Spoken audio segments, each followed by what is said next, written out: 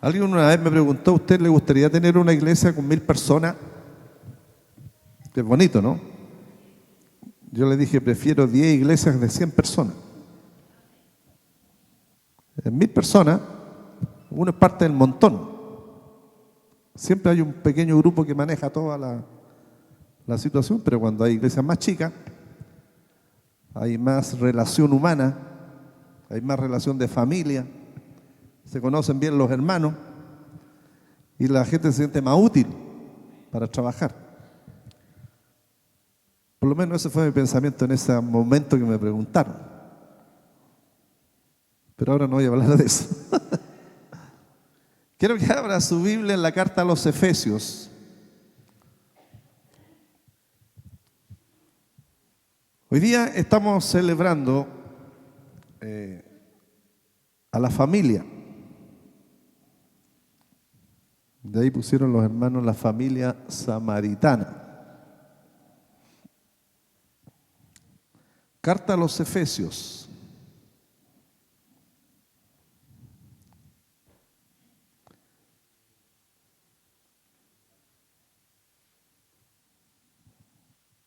Vamos a leer allí 2 versículos. Vamos a leer en el capítulo 5, el verso 1 y el 21.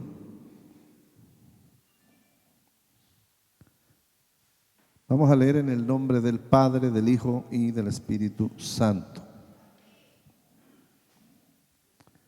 Dice: sed pues imitadores de Dios como hijos amados. Sed pues imitadores de Dios como hijos amados. Y el 21 dice: someteos unos a otros en el temor de Dios. Padre amado, Dios eterno, en el nombre poderoso de Jesucristo, tu Hijo, vamos delante de ti, Señor, para pedir tu ayuda en esta mañana, para pedir tu dirección, para pedir la revelación de tu Espíritu Santo a nuestra vida. Pedimos perdón por todos nuestros pecados, por todas nuestras flaquezas, por todas nuestras debilidades.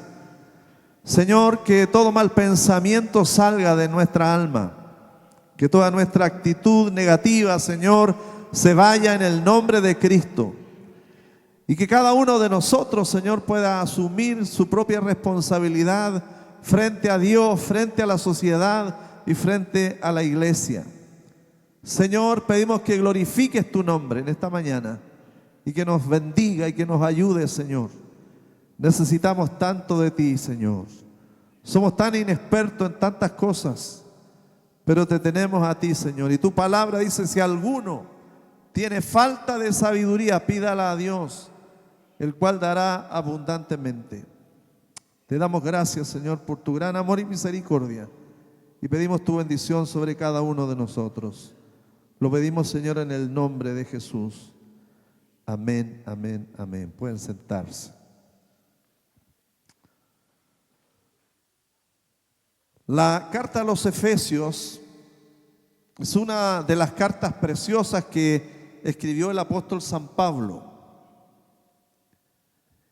Y curiosamente la escribe no para tratar algún problema específico, como en otras cartas, sino para estimularnos a nosotros, estimular a la iglesia de Éfeso y estimularnos también a cada uno de nosotros. Aquí hay gente que tiene, por ejemplo, habilidad para escribir, habilidad para meditar, reflexionar, pensar. Y es muy hermoso estar en una montaña, por ejemplo, a la orilla de un río hermoso, bajo un lindo árbol, pensando, meditando, reflexionando y pidiendo que venga la inspiración para poder escribir algo. Pero ¿sabe esta carta el apóstol San Pablo de dónde la escribe? Desde una cárcel, de un lugar que no es el más agradable.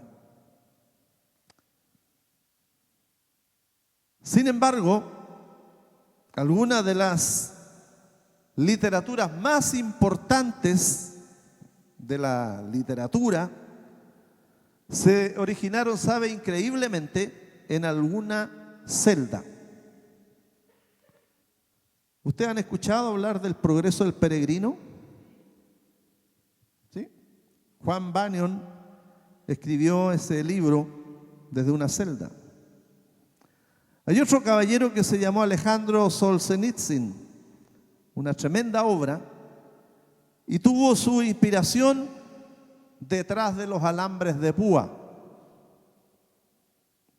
Hay otro señor que se llamaba Dostoyevsky, exactamente igual.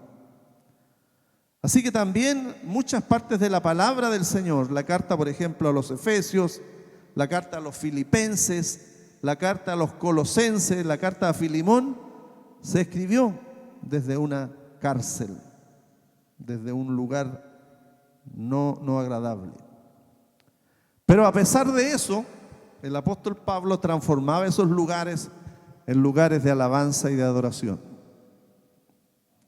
Hoy día en la mañana tomé el celular, temprano, y lo primero que me aparece allí, una reunión de los hermanos de la cárcel pública de Santiago.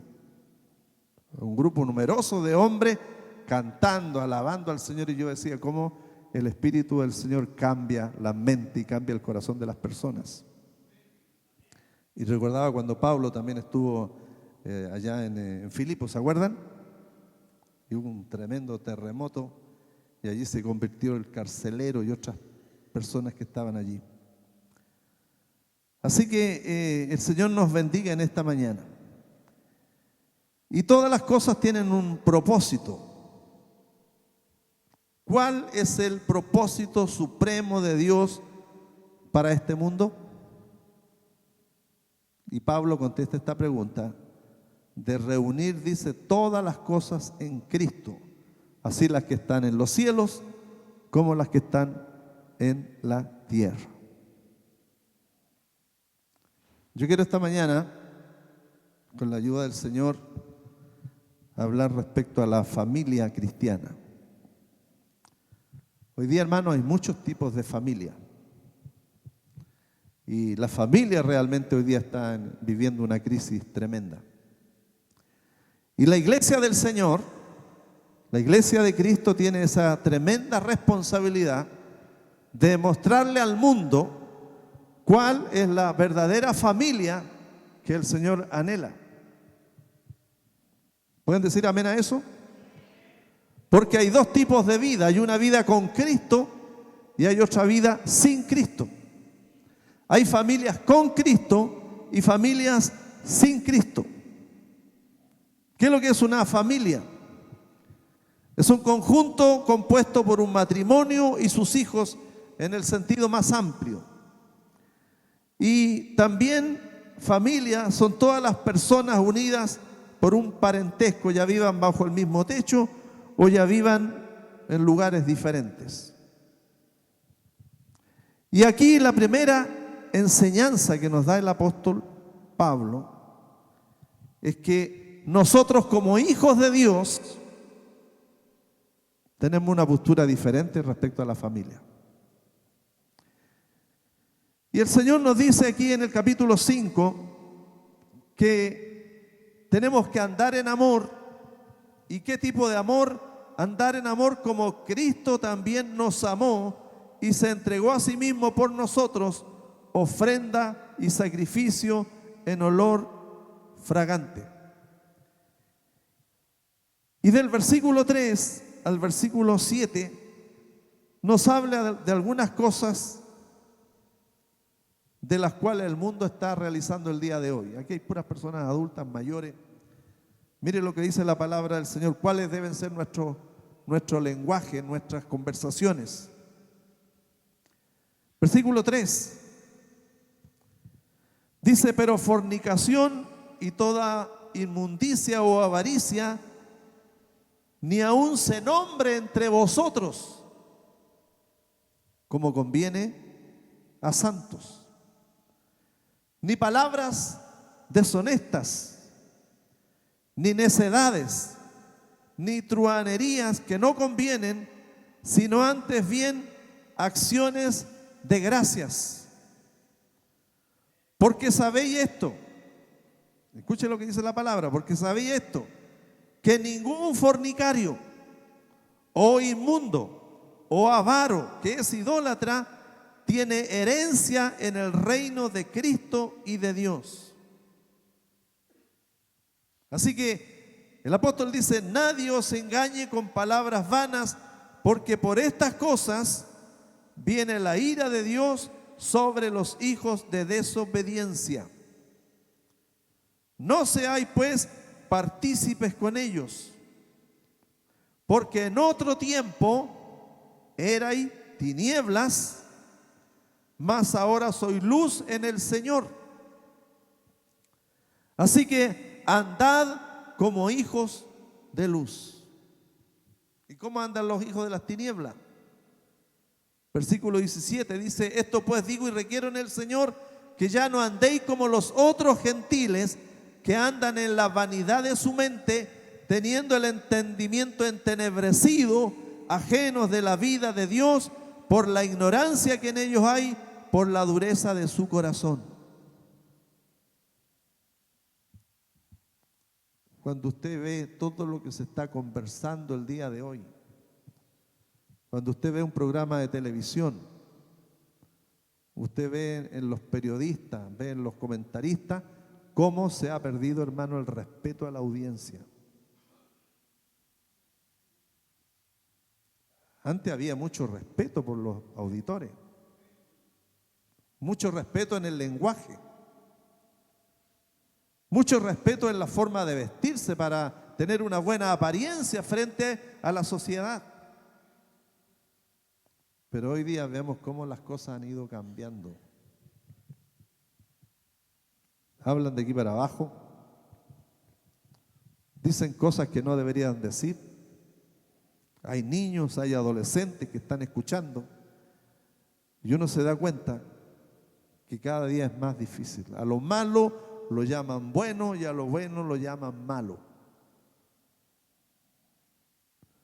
Por eso que es muy importante que nosotros seamos llenos del Espíritu Santo.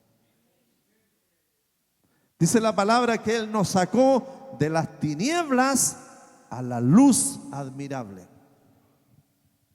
Vivíamos en oscuridad, estábamos lejos de Dios, separados de Dios, pero un día llegamos a Cristo y toda nuestra vida cambió. Fuimos cambiados en un abrir y en un cerrar de ojos.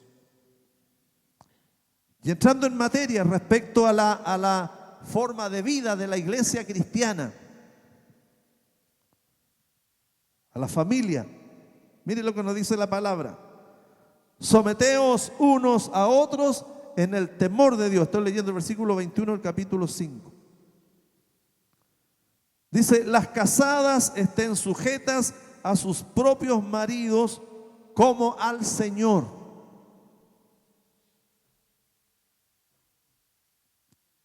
Cuando uno está haciendo un matrimonio, uno ve las caras de las señoras, a veces las futuras mujeres, las futuras señoras,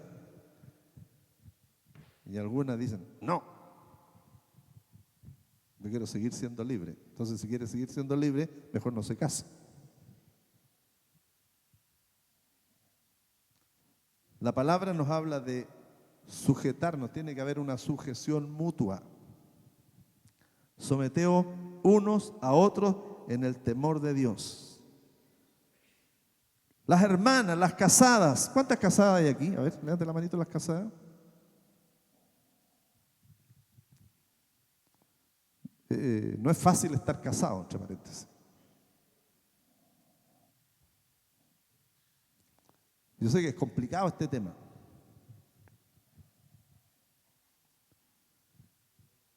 Pero dice la palabra del Señor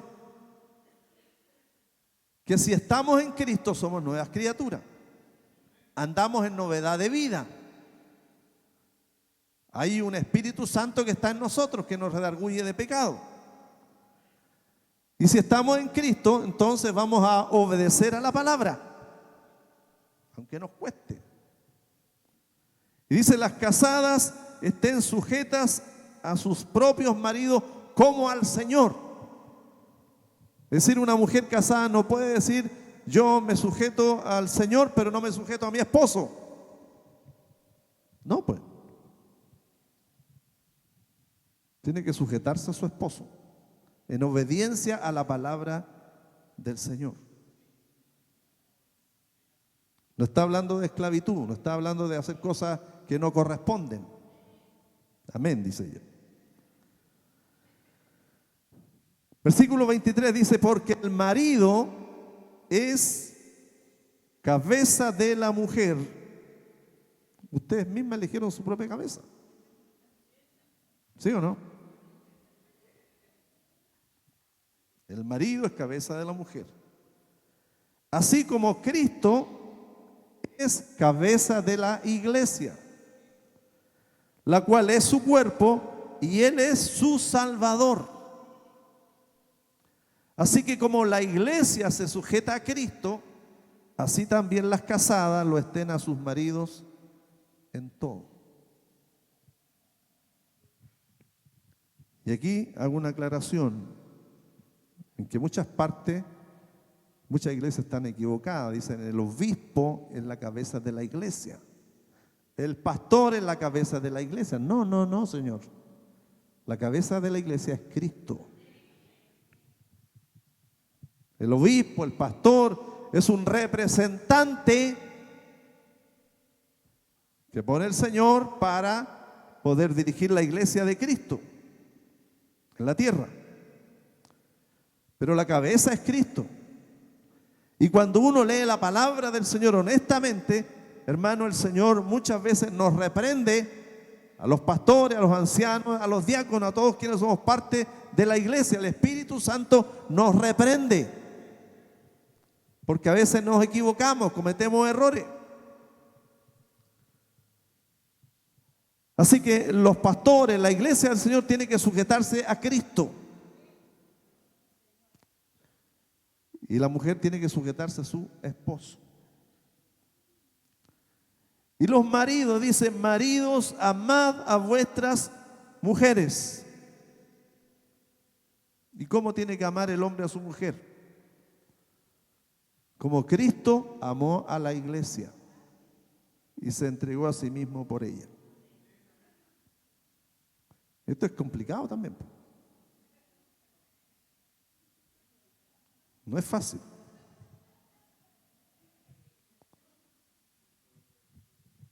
Porque amar significa amar como Cristo, dice, y Cristo nos amó tal como somos, con nuestras virtudes y con nuestros defectos. Dice, porque de tal manera amó Dios al mundo, que ha dado a su Hijo unigénito para que todo aquel que en Él cree no se pierda, mas tenga vida eterna. Entonces, así como el Señor, a través de su palabra, esta palabra es el agua cristalina, limpia, que el Señor nos da de beber. Así como el Señor nos lava a través de su palabra, nos redarguye de pecado. En una ocasión el Señor les dijo a sus discípulos, vosotros, le dice, ya estáis limpios por la palabra que os he hablado. El Señor a través de su palabra, hermano, empieza a cercenar, empieza a cortar todo lo malo que hay en nosotros, porque nos redarguye, nos molesta, nos inquieta, nos mueve al verdadero arrepentimiento. ¿Y para qué hace eso el Señor? Dice, a fin de presentársela a sí mismo una iglesia gloriosa, que no tuviese mancha, ni arruga, ni cosa semejante, sino que fuese santa y sin mancha. El Señor hace esta relación, así como el matrimonio es la iglesia del Señor con Cristo. Por eso que llamamos a la iglesia la esposa del Señor. Del mismo modo también los maridos deben amar a sus mujeres como a sus mismos cuerpos. El que ama a su mujer, a sí mismo se ama.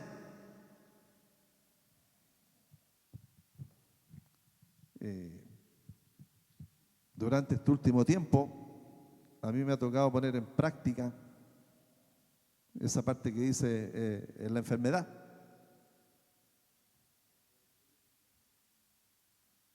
Y de repente uno empieza, ¿hasta cuándo esta cosa? ¿No es cierto? Y cuando uno viene al altar, uno hace un pacto con el Señor. No solamente cuando las cosas van bien, no solamente cuando hay trabajo, no solamente cuando hay abundancia de recursos, no solamente cuando se puede uno dar todos los deseos o caprichos que uno pueda tener, sino también en los tiempos de escasez, en los momentos de dolor, en los momentos de angustia, en los momentos de enfermedad. Allí se ven los verdaderos adoradores. Así que, estimados jóvenes que están aquí, ¿cuántos jóvenes hay? A ver. Y señorita, muy bien. Pídanle bien al Señor lo que quieren hacer con su vida.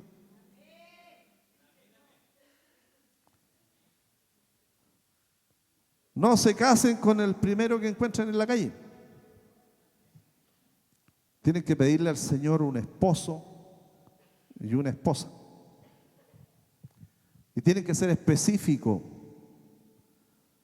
para que no vivan lo mismo que otros viven. Señor, yo quiero un hombre, no sé, pues de 30, de 25. Dígale la edad al Señor. Dígale el color de la piel, moreno, rubio, trigueño, alto, gordo, chico, flaco. Tiene que ponerle al Señor las características. Yo escuché una vez una prédica del pastor del chinito de allá de, ¿cómo se llamaba? De Corea, que era bien pobre. ¿Ah? No. Famoso, que ha escrito libros y que no me acuerdo el apellido. ¿Ah? ¿Cómo se llama?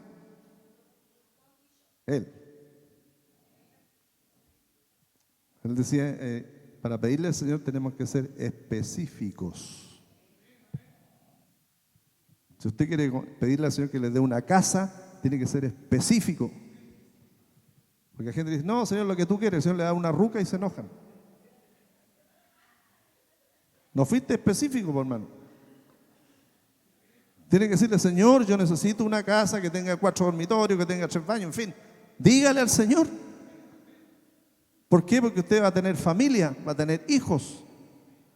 Y va a tener algunos nietos que van a llegar a vivir a su casa después. Hay que ser específico, hermano. Y en las cosas de la vida, del amor, tiene que ser específico. Una vez cuando vivíamos acá, nos visitó una niña, ¿se acuerda, Priscila? Una hermana que cantaba muy lindo.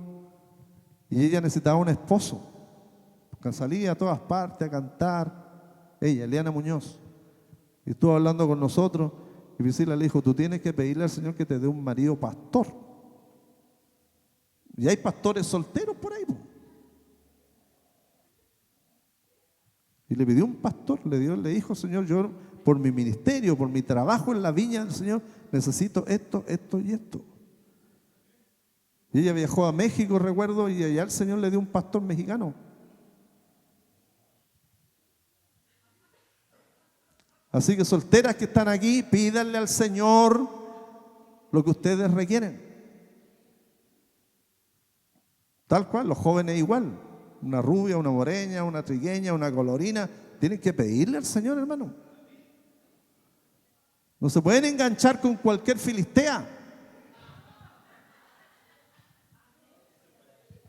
Claro. Si el matrimonio es algo serio, es algo para toda la vida. Si usted se amarra, ya no puede desamarrarse. Solamente el Señor corta las amarras. ¿Se da cuenta? Ella conoce la Biblia.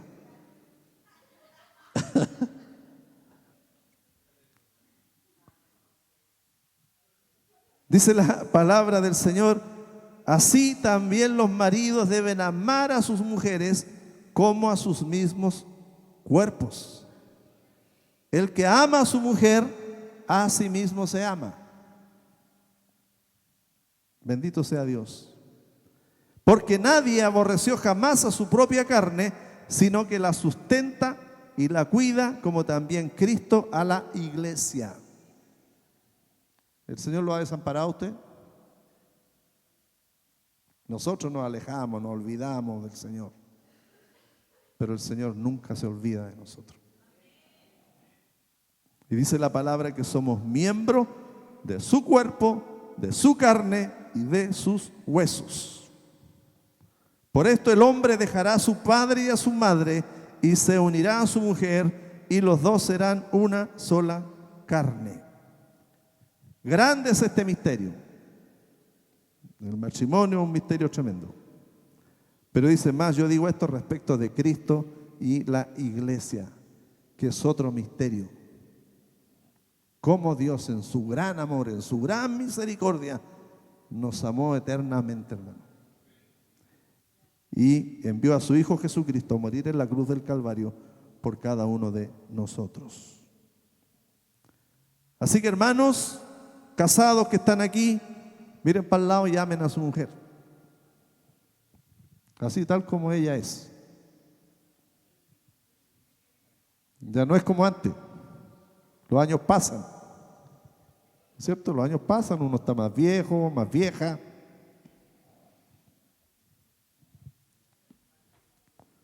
La juventud no es eterna, a no ser que se cuide bien.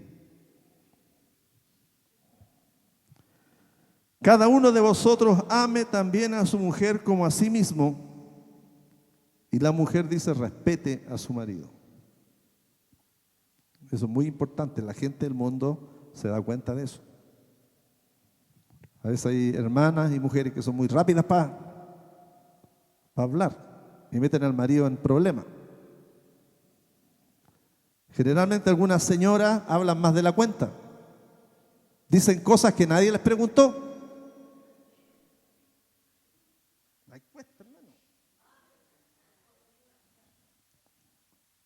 A veces hay que cerrar la bush.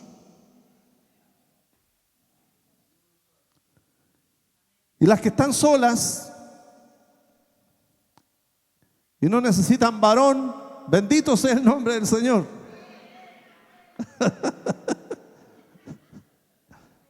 Amén. Porque el Señor dice que Él es el mejor compañero.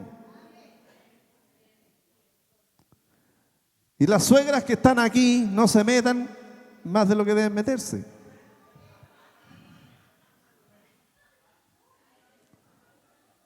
Hay matrimonios, hermanos, que se han destruido porque la suegra se mete más de la cuenta. Fíjense, cuando yo me casé con mi esposa,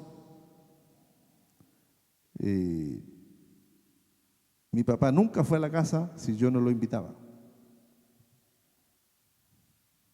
Y a veces uno, por preocuparse de sus hijos, mete la pata, como uno dice. Hoy día hay más adelante, hoy día hay teléfono. En esos tiempos no habían teléfono. Yo me acuerdo que había que inscribirse. ¿Se acuerdan en la compañía chilena de teléfono? Uno había que inscribirse y pasaban como 2 años para que lo llamaran, para que tener una línea de teléfono. Y era una bendición que en una cuadra hubiera uno que tuviera teléfono. Pero hoy día está esa facilidad que usted llame antes, para que no se encuentre con sorpresa. Bueno, a través de la palabra, hermano, el Señor nos enseña cómo tiene que ser el hombre, cómo tiene que ser la mujer. Ahí en Corintios habla respecto a esta relación íntima que se produce entre el hombre y la mujer. Así que los solteros y solteras les invito a que lean tranquilamente eso en su casa. Y si tienen una pregunta, me digan, pastor, ¿qué significa esto? Y yo les voy a explicar de qué se trata. El hombre y la mujer forman un matrimonio, forman una familia. Y aparecen los hijos. Hermano, los hijos son una bendición. Dice la palabra, herencia de Jehová son nuestros hijos. Y corona de los viejos son los nietos. Es una alegría. Hijos amados que están aquí, dice: obedeced en el Señor a vuestros padres, porque esto es justo. Si uno está bajo el techo de su padre, tiene que sujetarse a donde está viviendo. En la casa de los papás. Y mientras uno vive ahí, tiene que sujetarse. Porque no es tu casa, es la casa de tus padres. El que se casa, casa quiere. Así que si pueden ahorrar para tener su casa propia, amén, Dios los bendiga. Hoy día hasta hay subsidios para que puedan tener casa propia. Pero en la casa quien manda es el papá y quien manda es la mamá. Y eso no es herencia. Herencia es cuando los viejitos se mueren, no antes. Mire, a mi oficina van algunos patúos, permítame esa expresión vulgar, que piensan que la casa les pertenece a ellos también y van a ver qué parte les toca. Le digo: ¿se murió tu papá, tu mamá? No. Entonces, ¿qué estás reclamando? Si la herencia es cuando los padres mueren, no antes. Mientras están vivos, el papá puede tener 80 años y se le ocurre con su mujer vender su casa e irse a Europa, y los cabros se quedaron en la calle mala pata nomás. Claro. Si es de ellos trabajaron, pagaron. No hay herencia ahí. Ahora, si se mueren, ahí pueden pelear todo lo que quieran. Entonces los hijos tienen que obedecer en el Señor a sus padres, porque esto es justo, dice el apóstol Pablo. Honra a tu padre y a tu madre, que es el primer mandamiento con promesa, para que te vaya bien y seas de larga vida sobre la tierra. Hoy día los hijos tienen la bendición de educarse, de ir a la universidad, de ganar mucha plata, de tener títulos tremendos, y la señora sigue siendo la dueña de casa, la mamá, que a lo mejor no sabe ni escribir a máquina, pero es la mamá, es el papá, que no tuvo la bendición que ellos tuvieron hoy día, y hay que sujetarse nomás. Si quieren bendición, quieren que los cielos se abran, hay que ser obediente a la palabra del Señor. Si quieren que les vaya bien, sean generosos con el papá y con la mamá cuando empiecen a trabajar. Un buen regalo. Cada vez que tengan un sueldo, háganle un regalo al papá y a la mamá. Sean generosos con sus padres. Hay que sembrar en la vida, hermano. Hay que sembrar. Bendiga al papá, bendiga a la mamá, para que le vaya bien. ¿Y cuál es la responsabilidad de los padres? Dice: vosotros padres, no provoquéis a ira a vuestros hijos, sino criadlos en disciplina y amonestación del Señor. Hay que rayar la cancha en la casa. Eso se refiere cuando hay disciplina. Se raya la cancha. No todo es no. Los tiempos han ido cambiando.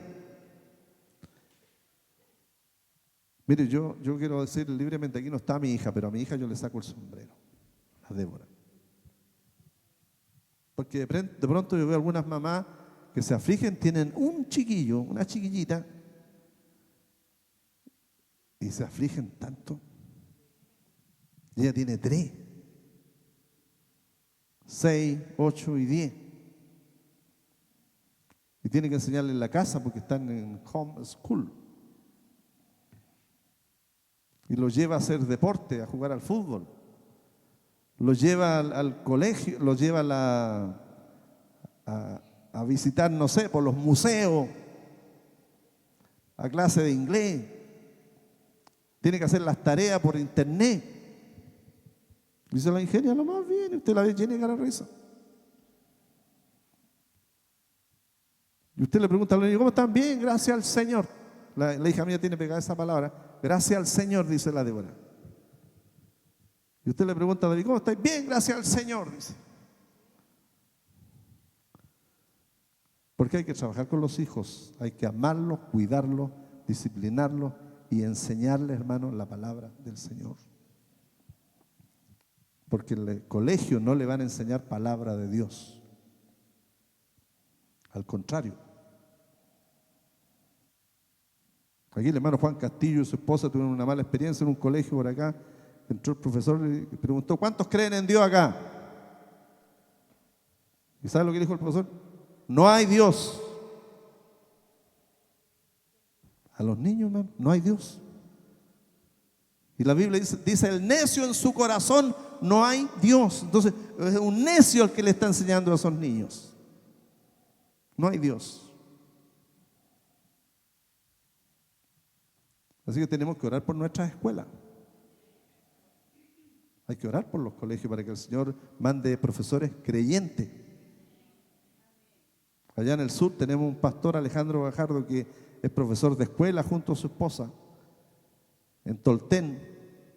Y ellos aprovechan todas las instancias para meter la palabra del Señor. Y lo invitan a que haga eventos con los niños, con los adolescentes. Y en esos eventos hay que entregarles la palabra del Señor.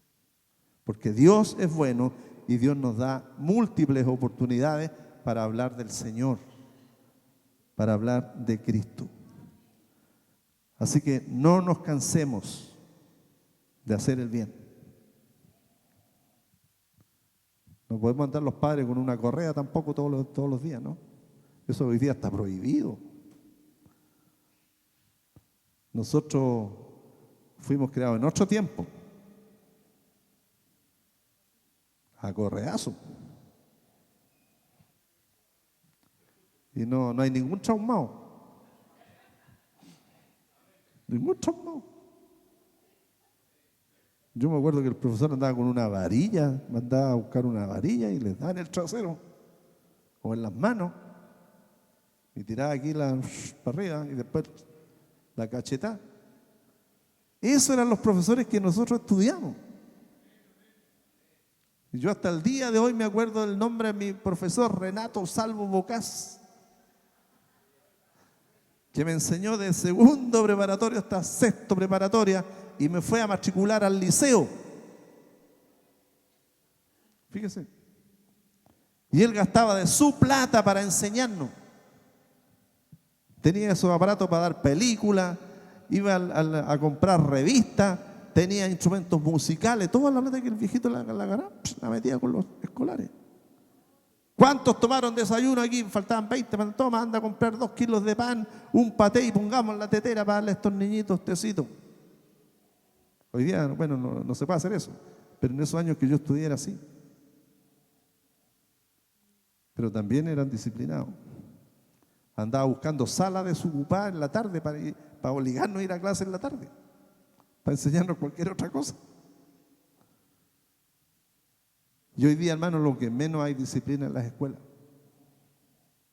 Hay muy poca disciplina, muy poco respeto. Los niños no respetan a los maestros.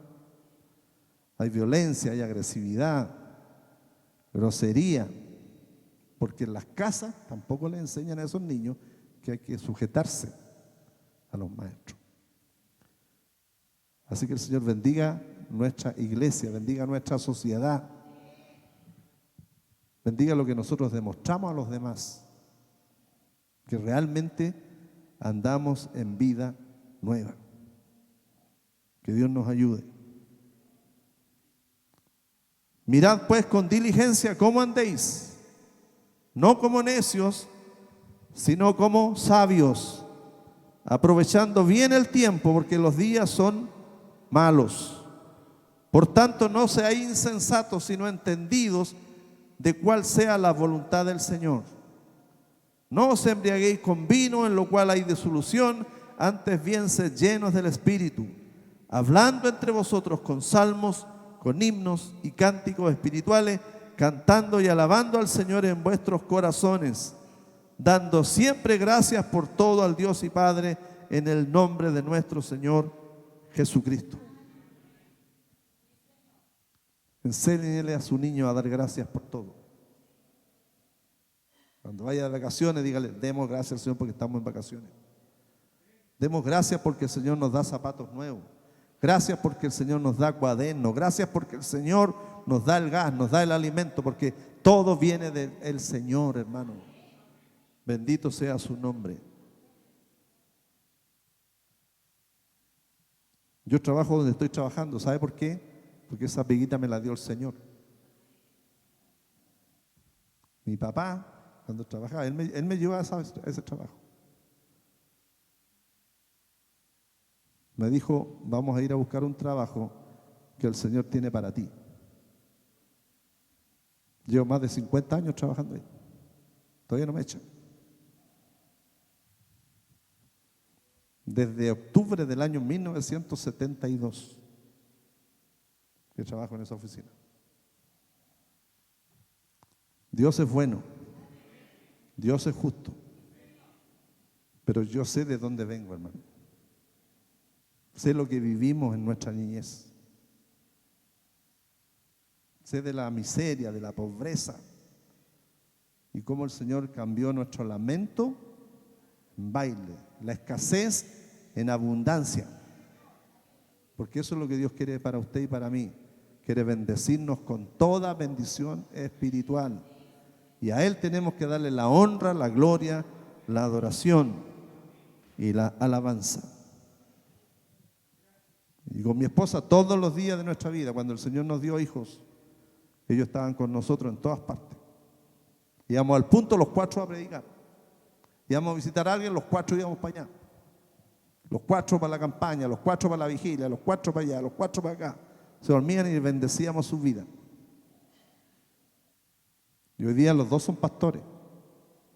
Yo los educamos con nuestra esposa para que fueran profesionales y tuvieran un buen pasar. La hija es matrona, trabajó de matrona, no sé, algunos meses. Hoy día es pastora y mamá. Nuestro hijo igual, es un profesional. Y no trabaja en eso, es pastor. ¿Se da cuenta cómo el Señor hace las cosas? Y están preparados para enfrentar al mundo. Y nadie sabe lo que está en el vientre de las mamás. Así que ore, hermano, por el futuro de sus hijos. Ore por ellos.